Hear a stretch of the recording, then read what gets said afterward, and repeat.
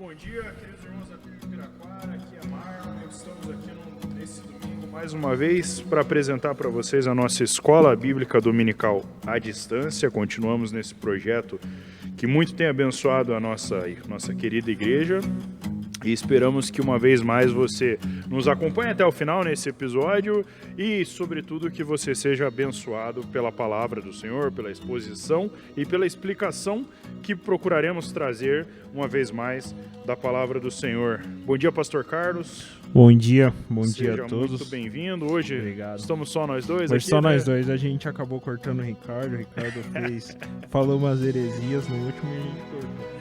Mentira, não é verdade. O Ricardo hoje ele teve um compromisso pessoal, é seu aniversário, e se eu não estiver enganado é aniversário de casamento dele também, então ele naturalmente está, né, com a sua esposa, com a Gilmara, comemorando, e a gente deseja que Deus abençoe ele, Amém. Que Deus abençoe a sua vida, o seu casamento, que Deus continue derramando graça sobre a sua vida, que ele possa, né, seguir nos caminhos do Senhor, estudando como tem estudado e também compartilhando do seu conhecimento conosco e com os irmãos que, né, têm tido a oportunidade de aprender com todos nós, e os feedbacks têm sido muito bons.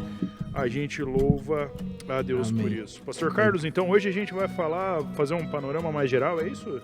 Hoje nós vamos fazer o nosso panorama de Gênesis 4 até o Gênesis 11.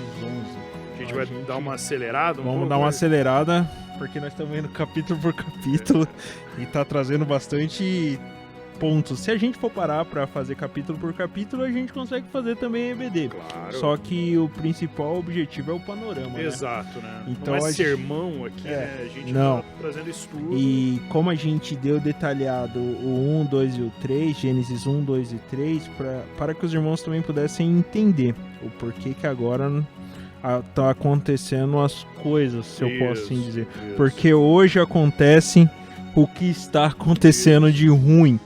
Entender Gênesis de 1 a 3 não é relevante apenas para entender o resto do Gênesis, mas também para entender o nosso mundo hoje, sim, né? Sim. Porque as coisas são como são, né? Depois que o pecado entrou com Adão e Eva, agora nós temos a consequência do pecado. Isso. Então, hoje nós sofremos a consequência do pecado, mas nós vamos voltar lá no início, Bem no início. para falar o início dessas consequências, né? É verdade. É verdade. Como o pastor Carlos bem falou, então a gente vai procurar destacar alguns pontos aqui de Gênesis, do capítulo 4 ao capítulo 11, né? Não vamos abordar todos os temas, poderíamos, claro, mas isso demandaria um tempo absurdo, né? E isso é mais interessante fazer, eventualmente, quem sabe um dia faremos, mas aí numa série de sermões, aí sim, trabalhando alguns pontos teológicos, enfim. Como a nossa proposta aqui na Escola Bíblica é panorâmica, então, a partir de agora, a gente vai acelerar um pouquinho. Pode ser que na frente a gente precise pegar mais pontos reforçados também. Não sei, quando for falar de Abraão, né? Sim. É provável que a gente também dê uma segurada, fale ali dos capítulos mais objetivos, enfim. Mas a ideia é que a gente possa fazer uma leitura panorâmica, né? Uma exposição panorâmica. E mais uma vez eu convido você, nosso querido ouvinte, a estar lendo isso, o texto que nós estamos trabalhando, né? Então leia essa semana na sua casa, se é que você já não leu, né? Dos capítulos 4 ao capítulo 11, para você procurar entender melhor. Tenho certeza que a partir da sua leitura, né, você conseguirá entender melhor aquilo que a gente está procurando explicar nessa aula. Então, fica uma vez mais o convite para que você esteja fazendo a leitura da palavra do Senhor, que é muito relevante. Amém? Ela por si só é suficiente, né? Ela se basta, é verdade. Sim. Pastor, a gente recebeu uma pergunta muito interessante sobre a aula da semana passada, né, do nosso querido irmão Will, e eu gostaria de compartilhar, que eu já respondi para ele no WhatsApp, né, em privado, mas eu gostaria de compartilhar porque eu acho que pode ser a dúvida de outros irmãos e a gente pode trazer uma resposta que o objetivo é bem verdade, mas, né, esclarecer essa dúvida, ou pelo menos procurar esclarecer, não é, pastor? Vamos tentar. Diz assim a pergunta do Will. Boa noite. Sobre a aula de hoje de manhã, ou seja, a última aula de domingo passado, Satanás já havia caído e possuiu a serpente, é isso? Ele enganou Eva? Então a pergunta é, em Gênesis 3, Satanás já havia caído e ele tomou a serpente? Foi isso que aconteceu, pastor? Isso, irmãos. O irmão e a todos que estão ouvindo, você tem que entender que quando entra ali o início da criação, é bem provável que Satã, que o ser que entrou na serpente ou maligno. Se fez de serpente, o maligno, né? A gente não pode afirmar, mais uma vez digo, que se ele incorporou a serpente ou se ele tomou forma, tomou forma de serpente. Sim, o efeito é o mesmo. O efeito é o mesmo. Sim, ele já tinha caído. A Bíblia traz isso, que ele já tinha caído. Ela não diz exatamente que ele tinha caído, mas se ele estava praticando mal, naturalmente ele não estava em comunhão com Deus, né? Então, isso. Quando ele caiu, a gente não sabe. Não tem como ter a certeza absoluta. Não tem. Mas eu até respondi pro Will na mensagem que eu mandei para ele pro WhatsApp, falando sobre os textos que muito se usa, os textos ali de Isaías 14, mais especificamente do versículo 12 ao 23, e também Ezequiel 28, de 11 a 19, né? Muitas pessoas sérias, inclusive, né? Pessoas que realmente, né, têm boa intenção, não estão tentando enganar, mas usam esses textos para se referir a Satanás, não é? Os textos de Isaías 14 e de Ezequiel 28. A questão é que é muito difícil a gente afirmar que ali está falando de Satanás, né, do próprio diabo, uma vez que o texto se refere em Isaías ao rei da Babilônia e em Ezequiel, o governador de Tiro. Ao rei de Tiro, exato. Então ele tá se referindo a pessoas que existiram, né, de fato. Então a gente não... É bem verdade que a narrativa ela é um tanto elevada. Quando você lê ali, você fala, caramba, isso não parece coisa da terra, assim, né, uma coisa palatável, palpável, mas ali o autor bíblico, né, no caso, tanto Isaías quanto Ezequiel, eles estão usando de linguagem metafórica também para falar de uma realidade patente, né, de uma coisa real. Então, eu acho complicado a gente atribuir essas duas quedas como se fossem a de Satanás, de fato, porque o autor bíblico ele nomina as pessoas a quem ele está se referindo ali. Então, a teologia ortodoxa ela, né, diz que não, então não se refere a Satanás. Agora, é fato, Satanás caiu. Ele tem que ter caído, né? Quando foi, a gente não sabe, mas a gente pode afirmar com toda certeza que foi antes de Gênesis 3. Né? Totalmente. Porque se não fosse, ele não estaria tentando Eva, ele não estaria em pecado, ele estaria em comunhão com o Senhor e, consequentemente, praticando o bem. O que não é o caso, já que ele tenta Eva e obtém êxito nisso, né? Ele leva Eva ao pecado. Então, a resposta para o nosso querido Will é essa, né? De fato, Satanás já tinha caído. Quando? Não sabemos, mas sim, ele já tinha caído. Se ele... Se materializou na serpente, né? Se ele a possuiu, nós também não sabemos. Eu parto de uma premissa, eu acho mais razoável achar que ele possuiu a serpente. Eu parto dessa premissa, mas eu posso garantir isso? Eu não posso. Também, né? Por isso, porque eu acho ao contrário. Você acha o contrário? Olha aí. Entende? Então, as duas opções são viáveis e uma não é mais relevante que a outra. O que importa é aquilo que aconteceu. Ele, né, em forma de serpente, ou possuindo a serpente, ele falou com Eva, né? Colocou minhoca na cabeça de Eva e Eva pecou por causa disso que Satanás fez. Então, essa é a resposta que nós demos ao nosso querido amigo Will. E fica aqui o convite para você que está ouvindo esse episódio, deixa o caderninho do lado, né? E vão deixa anotando aí no papelzinho, tudo. Vai anotando e manda pergunta pra gente, que a gente gosta de responder pergunta. Saberemos responder todas? Não. Mas nós responderemos todas. Talvez com... não sei, né? Pode ser que talvez com... Espera um pouquinho que eu vou estudar sobre isso. Mais. E é verdade, irmãos. Às vezes a gente não... Às vezes não. A gente não sabe de tudo. Às vezes a gente tem que estudar. Então, se vocês mandaram uma pergunta, talvez isso sirva até para edificar nós mesmos, né? A gente vai ter que estudar. No outro episódio a gente vai responder para vocês. Mas fica aí o convite. Você pode mandar a sua pergunta pelo WhatsApp da PIB. O número é 41 997380822 997380822. O número está aqui na descrição desse episódio e você pode mandar a sua pergunta para nós. É só escrever aí no corpo do texto, né? Pergunta para EBD, para EBAD, e a gente vai procurar responder as suas perguntas e nós adoramos poder responder suas perguntas. Então, vamos seguir para o episódio de hoje. Então, meus irmãos, agora vamos para a nossa parte, a parte do estudo. Nós já demos a resposta e qualquer dúvida que tiver, tanto o Will quanto os demais sobre a aula passada, vai nos avisando também que nós vamos estar vendo a melhor forma de responder. Mas vamos começar com o nosso EBD de hoje e eu peço para os irmãos abrirem a palavra de Deus em Hebreus 11, versículo 4. Hebreus 11, versículo 4. Dá um pause no vídeo, ache Hebreus na Bíblia, ele tá lá no Novo Testamento, tá? Não é velho, é Novo Testamento. E vamos, depois que você achar, né? Abra e espere que nós vamos estar lendo. Então a palavra do Senhor diz assim: pela fé, Abel ofereceu a Deus um sacrifício superior ao de Caim. Pela fé, ele foi reconhecido como justo quando Deus aprovou as suas ofertas.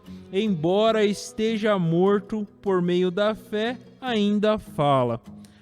Palavra forte, pesada. Muito forte. Mas mostra um exemplo de fé. Por que começamos com Hebreus? Porque, irmãos, volta agora para Gênesis e nós temos a história desses dois irmãos. Depois que o pecado entrou no mundo, depois que Eva e Adão, ou melhor, Adão e Eva, né? Isso. Porque primeiro veio Adão, depois a Eva. Depois que eles foram expulsos, veio o momento em que Adão conheceu a sua esposa. Adão conheceu a Eva e ele teve o filho, o primogênito. E ele foi e teve seus filhos. Ele chamou as suas mulheres e ele conheceu as suas mulheres e teve seus filhos. E aí é legal que da gente ver que Ada deu à luz a Jabal. E este foi o pai do que habitam em tendas e tem gados. É tudo no capítulo 4, tá, irmãos? Versículo 20, esse que eu li. E no 21, teve um filho, Jubal. E este foi o pai de todos os que tocam harpas e órgãos. Ou seja, os músicos Os vêm músicos, daí, né? isso. A tradição da música, dos louvores, enfim, vem a partir desse personagem de nome Jubal. Muito legal isso. E aí vem depois do Caim, mestre de toda a obra de cobre e ferro, e a irmã de Tubal-Caim foi Noema. Irmãos, foquem no versículo 23, que diz a seguinte maneira: disse Lemeque às suas mulheres, Ada e Zila, ouçam-me, mulheres de Lemeque, escutem a minha palavra. Eu matei um homem porque me feriu, e um menino porque me machucou. Se Caim é vingado 7 vezes, Lemeque será 70 vezes 7. Isso é como uma poesia para intimidar. Olha, você tá vendo o que aconteceu aqui? Se Caim aconteceu dessa maneira, o meu vai ser pior. Se ele era ruim, eu sou muito pior. Eu né? sou Se muito ele era pior. bravo, eu sou ainda mais, né? Pra você ver, né, a consequência do pecado e como o pecado em poucas gerações ele se tornou muito maior, né? Diante da face do Senhor, e ele habita na terra de Nod, do lado do Oriente, do lado do Éden. Então ele habita na terra de Nod, e ali ele conhece a sua mulher, e ele dá à luz, e a mulher dele, no caso, né? Irmãos, vamos com calma. Vamos a com mulher calma. dele dá à luz a Enoque e vai passando a geração até chegar em Lemeque. E Lemeque toma para si 2 mulheres, um que era o nome Ada e o outro era Zila. Só pra gente situar, pastor, qual é o versículo aí mesmo? Isso eu tô lendo a partir do 16, tá? 16. Tudo do capítulo 4 de Gênesis, eu tô seguindo o 16. Então, depois que Lemeque toma para si Ada e Zila, a gente começa a ver alguns pontos legais. Que Ada deu à luz a Jabal, e este foi os pais do que habitavam em tendas e tem gados. E depois veio o irmão Jubal, que foi pai de todos que tocam harpa e órgão. Ou seja, o primeiro músico, no caso. Músico. Vamos colocar. Tudo é o primeiro músico. E Zila também deu à luz a do Tupal-Caim, que foi o mestre das obras de cobre e ferro. Então, Lemeque, ele tem um momento em que ele traz uma poesia que é meio intimidadora. Ele reúne as suas mulheres e fala, e começa um certo tom de ameaça. Se você ler assim, sai melhor. Ele diz assim, tudo isso no versículo 23. Ada e Zila, ouçam-me, mulheres de Lemeque, escutem a minha palavra. Eu matei o homem porque me feriu e o menino porque me machucou. Se Caim é vingado 7 vezes, Lemeque o será 70 vezes 7. Por quê? Porque quando Deus dá a marca Caim, ele fala que aquele que matar Caim sofrerá mais do que Caim vai sofrer. E Lemeque, ele traz isso como, opa, eu matei um jovem aí. Então, a minha postura, a minha dívida do Senhor será pior. Eu sou um cara, se eu posso dizer nas minhas palavras, né, Carlos? Eu sou mais perverso do que meu pai. É isso que ele tá falando, né? Eu fui procurar aqui o versículo que você tinha falado, pastor. Então, quando o Senhor expulsa Caim ali, ele diz, né? Porém, portanto, qualquer que matar a Caim 7 vezes será castigado. E parece que Lameque, quando fala isso para suas esposas, ele realmente parece que ele está fazendo uma referência a isso, né? Ele diz que a vingança de Caim, né? Porque 7 vezes Caim será vingado, mas Lameque 70 vezes 7. Isso me traz uma reflexão e acho que a única reflexão que é cabível nesse caso é de como a humanidade foi ficando mais perversa ao passar dos tempos, né? Você vê que ali tem as descendências, e vai nascendo um e vai nascendo outro, e a coisa vai piorando, né? O pecado ele vai aumentando, como é que eu posso dizer? A perversidade humana ela vai piorando com o tempo, né? E Lameque é uma figura que deixa isso muito claro, né? Ele diz, matei um varão por me ferir e um jovem por me pisar, né? Complicado a gente, né? Teria que fazer uma exegese desse texto e tal, mas tá vendo aqui não são coisas assim gravíssimas, né? Aparentemente não são coisas gravíssimas e ainda assim ele responde com a morte, ele é um assassino, ele assassina essas duas pessoas, né? E ainda diz, né? Da minha parte é 70 vezes 7 a vingança, né? Então, só o que cabe de reflexão nesse caso é de como a humanidade foi se pervertendo, né? Foi ficando mais perversa ao longo do tempo que foi passando, né, pastor? Isso mesmo. E aí entra a genealogia de Sete, que é uma diferença, se eu posso assim dizer, entre a genealogia corrupta de Caim para a genealogia de Sete, que era um povo que adoravam a Deus, que buscavam a Deus. Então entra essa questão de como o mundo ele começou a se tornar perverso, e isso foi de uma maneira tão grande que Deus anuncia o dilúvio a Noé. E aí nós começamos a outra parte do nosso estudo, onde Deus chama Noé e anuncia o dilúvio, porque a maldade do homem se multiplicou sobre a terra, e que toda a imaginação dos pensamentos do coração do homem era totalmente mal. Isso está em Gênesis 6, versículo 5. Isso, vou ler aqui na minha Genebra. Viu o Senhor que a maldade do homem se havia multiplicado na terra e que era continuamente mal todo o desígnio do seu coração. Então, todo o desígnio do seu coração, ou seja, a humanidade já estava completamente corrompida nesse momento. O coração do homem já era totalmente mau. E Vocês Deus, conseguem perceber a consequência do pecado? de um pequeno pecado, né? De uma coisinha, de um, sei lá, que Eva comeu, uma maçã, um caqui, uma pera, não sei. Mas Uma jaca? Uma jaca. Meteu o pé na jaca, não sei. Mas a partir de um pequeno pecado, de um pequeno deslize, olha a consequência disso para a humanidade como um todo. E num curto espaço de tempo, a gente não sabe aqui quanto tempo passou exatamente, mas num curto espaço de tempo, Deus diz que a humanidade e todo o coração do homem era mau. Todo o coração do homem era mau. Por isso, vem então o dilúvio. Aqui a gente está passando muito rápido pelo capítulo 4, 5, entrando no 6, é verdade, mas então essa é a consequência do dilúvio. Então agora vamos falar um pouquinho sobre Noé e o dilúvio. Então, pastor Carlos, Deus viu que a coisa tinha degringolado demais, o pecado tinha tido um sobressalto e ele toma uma atitude. A atitude é mandar um dilúvio lá para dar uma acalmada nas coisas, é isso?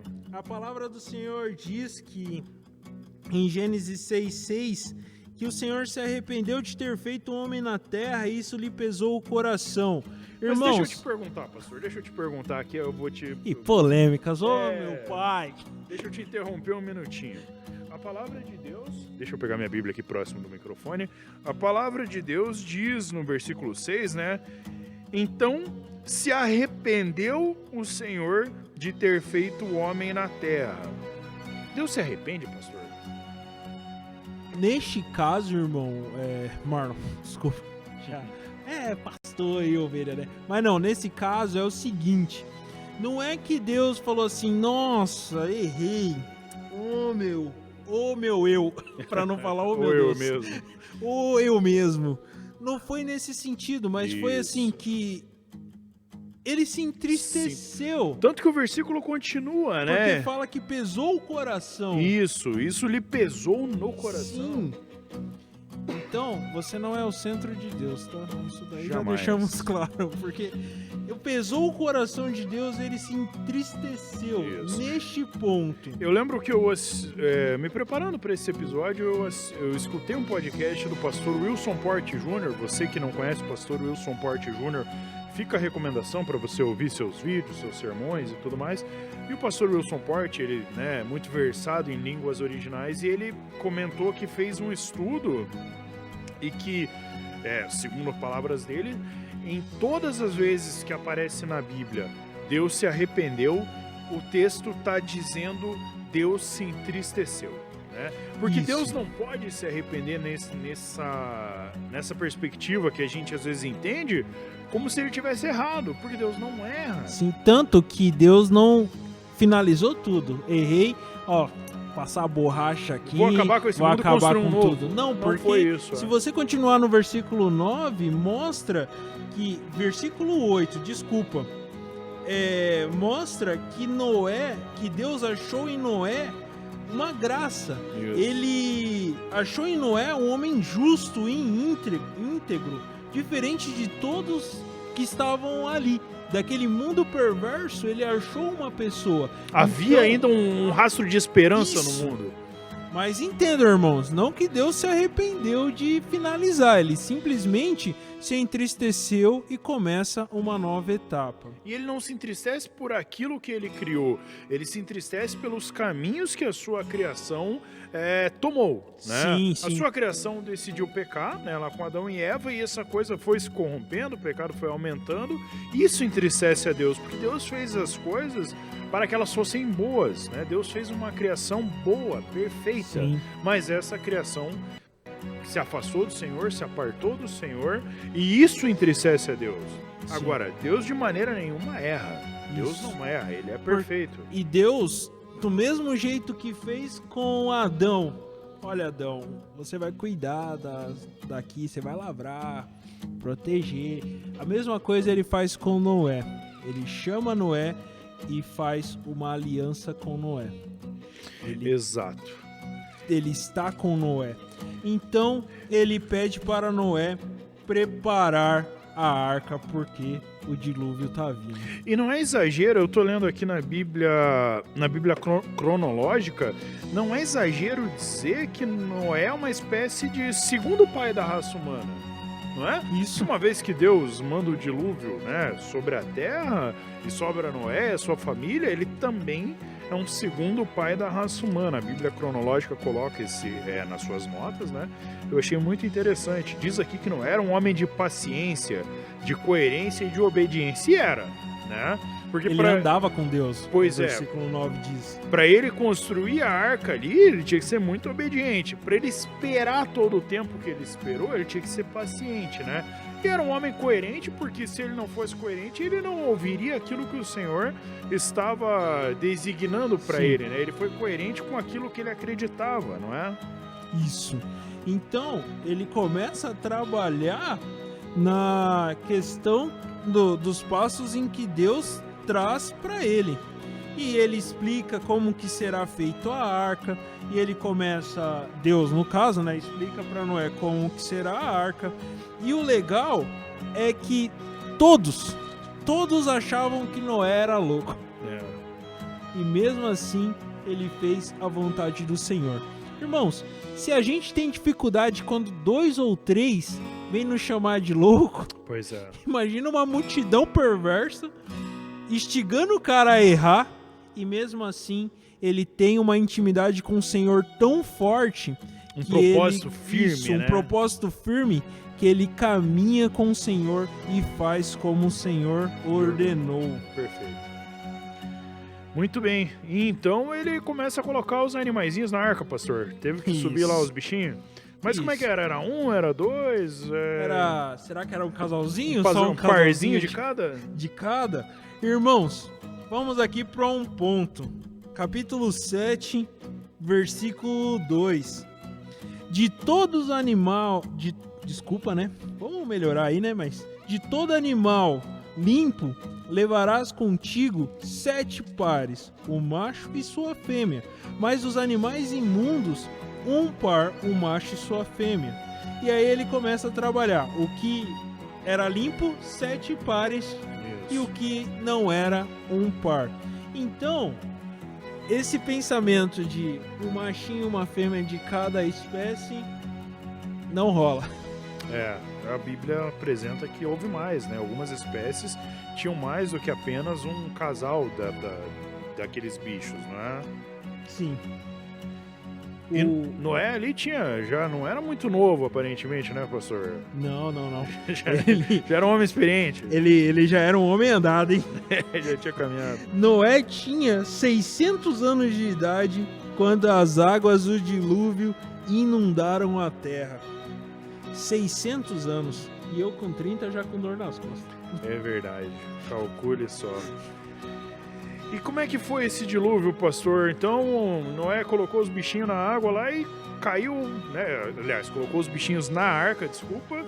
E Deus derramou a água com vontade ali na terra. Choveu mesmo. Choveu mesmo. E houve copiosa chuva sobre a terra durante 40 dias e 40 noites. Versículo 12 do capítulo 7. Então, depois que eles entraram na arca, começou a chover. E aí sim veio o dilúvio. O 17 também vai dizer, né? Durou o dilúvio 40 dias sobre a terra e cresceram as águas e levantaram a arca sobre a terra. Predominaram as águas e cresceram sobremodo. Aí vem aquela perguntinha: os peixes estavam na arca? Não, né? Aí é complicado. Pergunta difícil, né? Perguntinha difícil, vai precisar de uns 3 anos de teologia pra explicar isso. Vamos focar aqui no nosso panorâmico, né? Mas, irmãos, e assim foi o dilúvio, onde Deus separou, mais uma vez, Deus separa o seu povo, Deus separa os seus para uma nova iniciação, se eu posso assim dizer, um novo começo, onde mais uma vez um casal estaria como os pais e eles dariam sequência aos planos de Deus. Isso.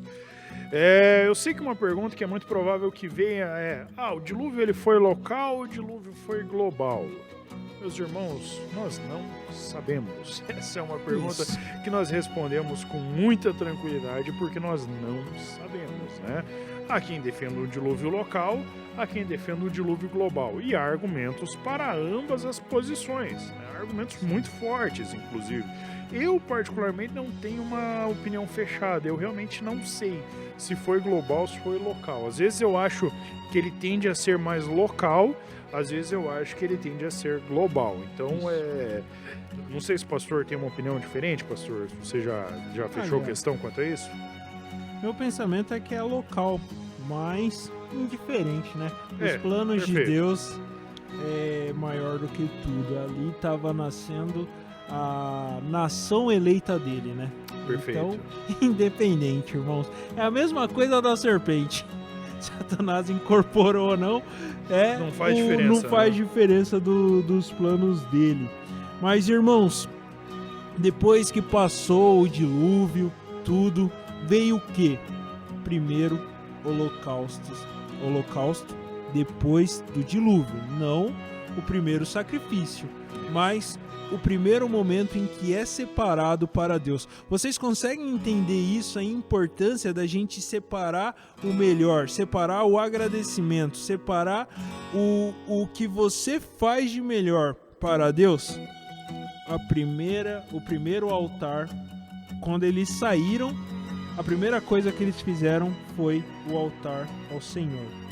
E é interessante notar, né, que você teve ali aquela chuva absurda, se foi local, se foi global, não sei, mas água que Deus mandava para todo lado, mas Deus prometeu que essa água secaria também, né? Falou, uma hora vai baixar aí.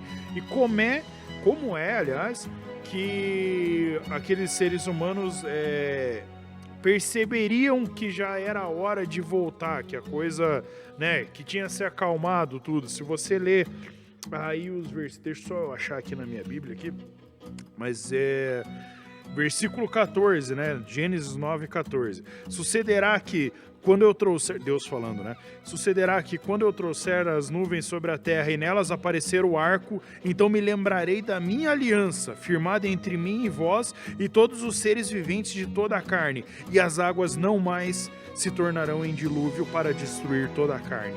O arco estará nas nuvens, vê-lo-ei e me lembrarei da aliança eterna entre Deus e todos os seres viventes de toda a carne que há sobre a terra. Disse Deus a Noé: este é o sinal da aliança estabelecida entre mim e toda a carne sobre a terra. O arco-íris, essa manifestação maravilhosa da natureza que a gente vê quando o tempo tá chuvoso, mas tem um solzinho ali, né? Sim. É uma manifestação da aliança do Senhor com o seu povo.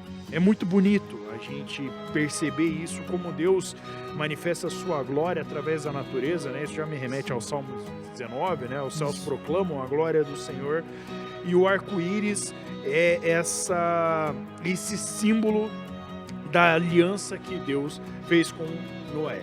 Deus já tinha estabelecido uma aliança com Adão, que foi quebrada, então Deus reestabelece uma aliança com Noé, né? Isso. E até hoje a gente pode enxergar o sinal manifesto, né, na natureza dessa aliança que é o arco-íris. Então, toda vez, meu irmão, que você ver um arco-íris no céu, lembre-se que há uma aliança do Senhor com o seu povo e ela continua vigente até hoje.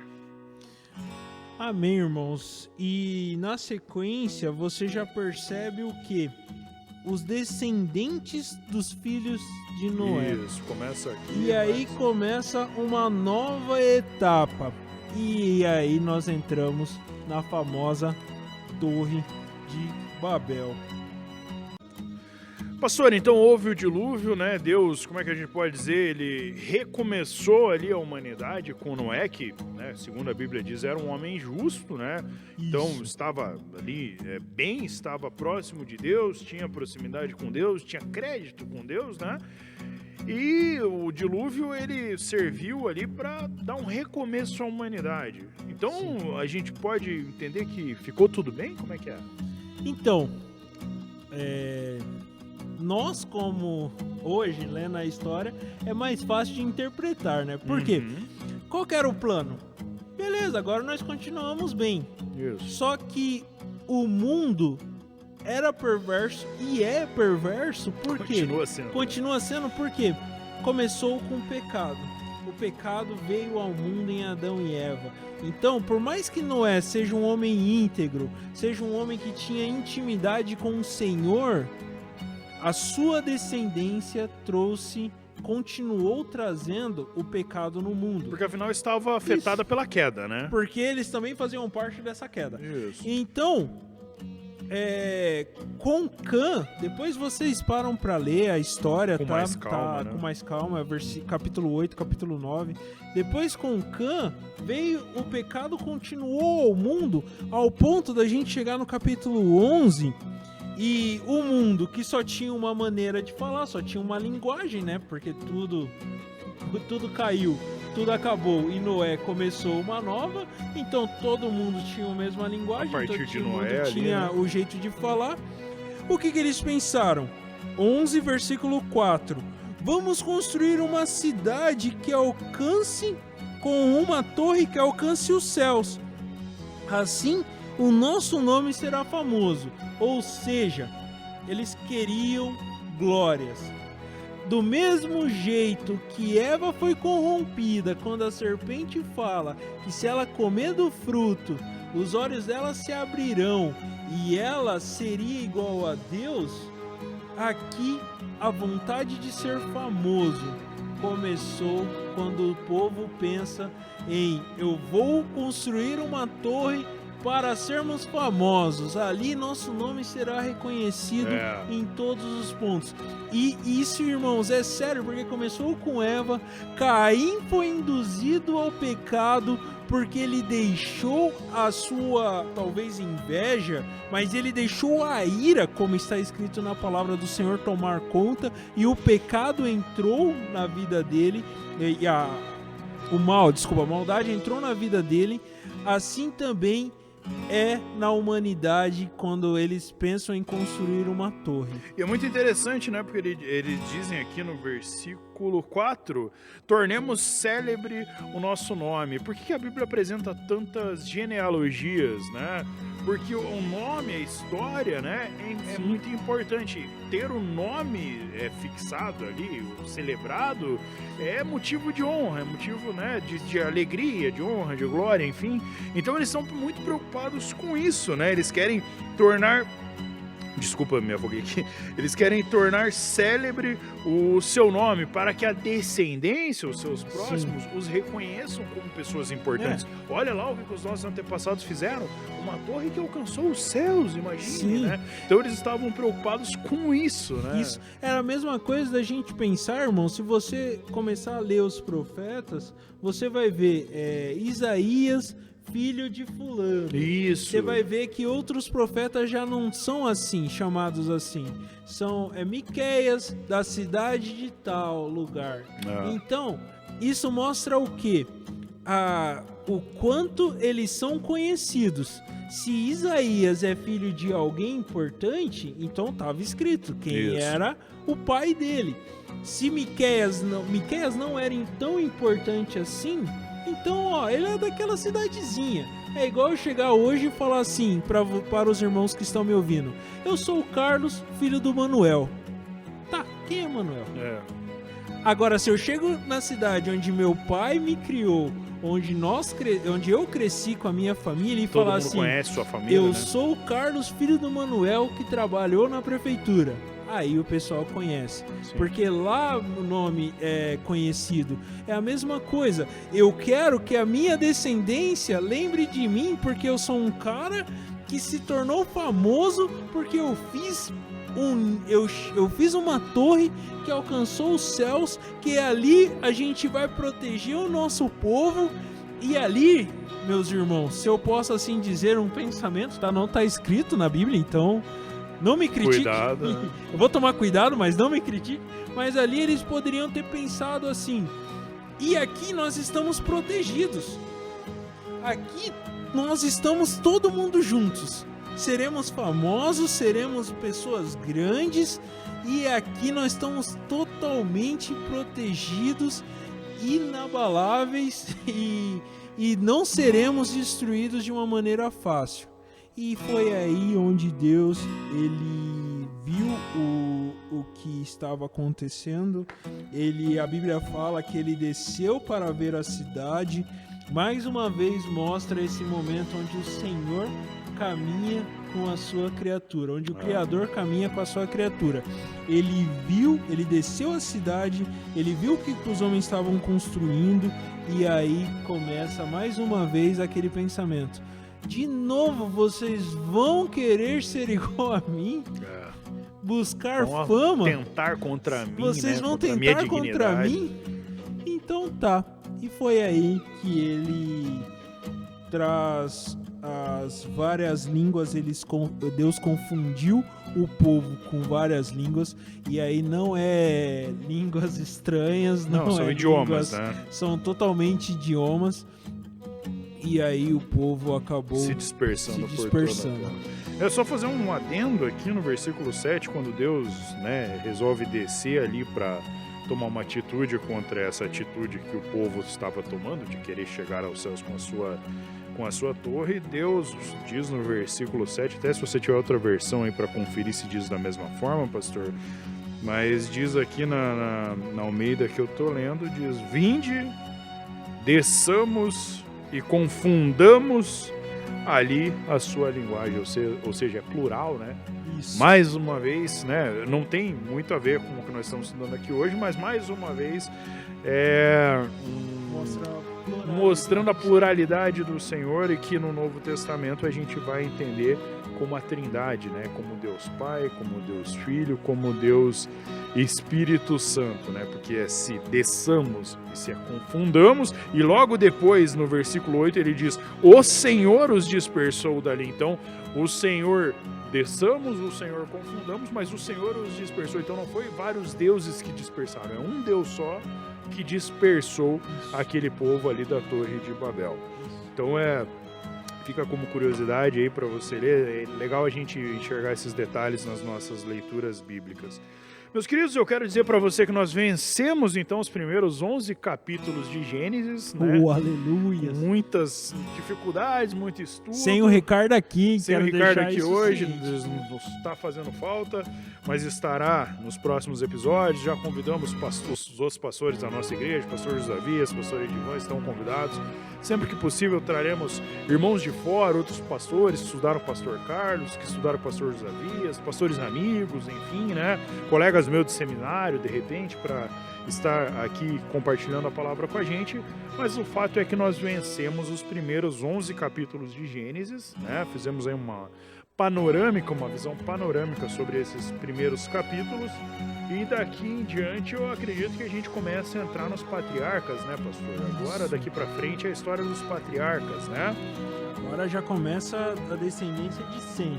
Isso. Chega a Abraão. Isso, no capítulo 12 ali Deus já chama Abraão e já começa a fazer promessas para eles, e aí nós vamos ter que estudar com muita calma. Irmãos, a gente não vai tratar genealogia, tá? Então, sim, isso. Por favor, leiam na sua casa a continuação do capítulo 11, isso. Porque nós já vamos começar a próxima aula no capítulo 12. Falando de Abraão, vamos entender as promessas que Deus fez a Abraão, os pactos que Deus estabeleceu com Abraão, como Cristo já é prometido nesses próximos capítulos de Gênesis, né?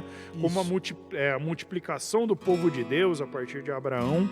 Então, ore por nós, esteja lendo a palavra, esteja ansioso como nós estamos por esses estudos, mas esteja sobretudo orando por nós, por mim e Marlon, pelo pastor Carlos, pelo irmão Ricardo, pelo pastor Josavias, pastor Edivan, pela nossa igreja, esse ministério de ensino que eu tenho. Os meninos que estão nos ajudando na gravação, o Gui, a Paula, que prepara as imagens, não é?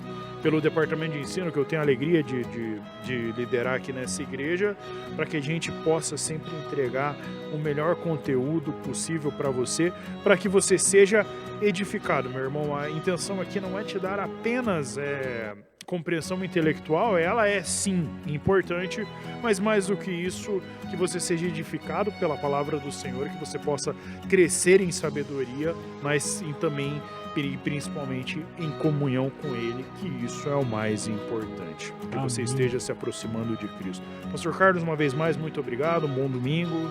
Obrigado, Marlon. Obrigado a todos que estão nos assistindo, ouvindo. Ou nos ouvindo. E que vocês possam também se aprofundar nessas histórias. Mais uma vez, nós falamos o básico. Tem muitas coisas ali que dá para você estudar. Pega uma Bíblia de estudo. Isso. A gente pode indicar Genebra, MacArthur, Shed. Pega as Bíblias, estudem a palavra do Senhor. Isso. Estudem, irmãos, porque nós não vamos passar tudo mastigado. Tanto que a gente está aprendendo cada dia mais, nós estamos aprendendo juntos. E também, irmãos, o nosso papel é anunciar a palavra do Senhor a toda criatura. Então, seja parte desse compromisso que temos com o Senhor, anunciar a toda criatura. Boa. O texto é muito mais rico do que esses poucos minutos que nós passamos aqui juntos, e eu tenho certeza que se você ler e reler e buscar em oração a compreensão, o Senhor vai abrir mais os teus olhos e você será cada dia mais edificado. Amém. Meus queridos, uma breve oração para a gente encerrar, e eu desejo a vocês um bom domingo, um bom almoço, e nos vemos no culto dessa noite pelo nosso canal, por esse mesmo canal de YouTube que você está escutando essa EBD.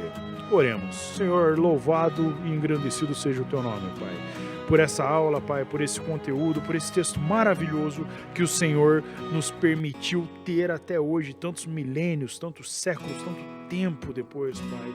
Obrigado por preservar a Tua palavra para que nós pudéssemos nela meditar, Senhor.